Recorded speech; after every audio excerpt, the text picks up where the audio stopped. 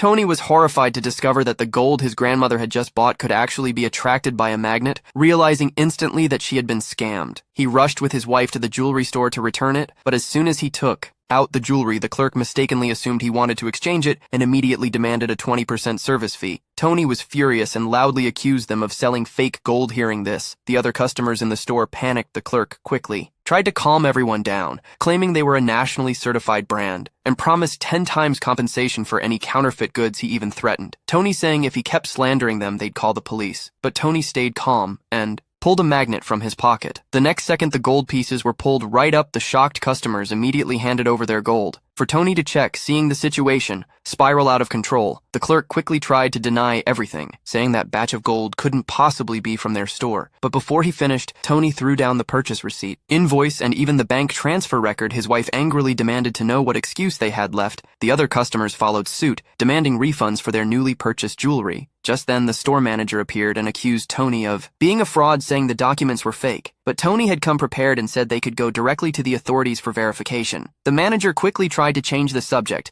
arguing that even if the receipts were real, there was no proof the fake gold was theirs. He even accused Tony of switching the gold to extort them. Right at that moment, market regulators arrived at the store. The manager rushed up with a smile, swearing they were a well-known domestic brand and had never sold fake products. Tony immediately showed the fake gold, but the manager gave him subtle signals to back off, pretending to care, and offered to process the refund privately. Then, while Tony was distracted, he had the staff hand over a sample of genuine gold for inspection. After the regulators left, the manager went back on his word and demanded 5 forms of proof before issuing a refund. First, Tony had to prove his relationship with the purchaser, meaning a DNA test to confirm he was his grandmother's grandson. His wife protested, saying the neighbors could testify they were family, but the manager insisted only a DNA report would do. Tony trembled with rage, saying his grandmother had already passed away. How could they get a DNA test? The manager coldly responded and added that Tony also needed to prove the purchase was legitimate and not part of any criminal activity. These ridiculous demands completely infuriated Tony. Just as he was about to lash out, 2 masked robbers stormed into the store, snatched the genuine gold meant for inspection,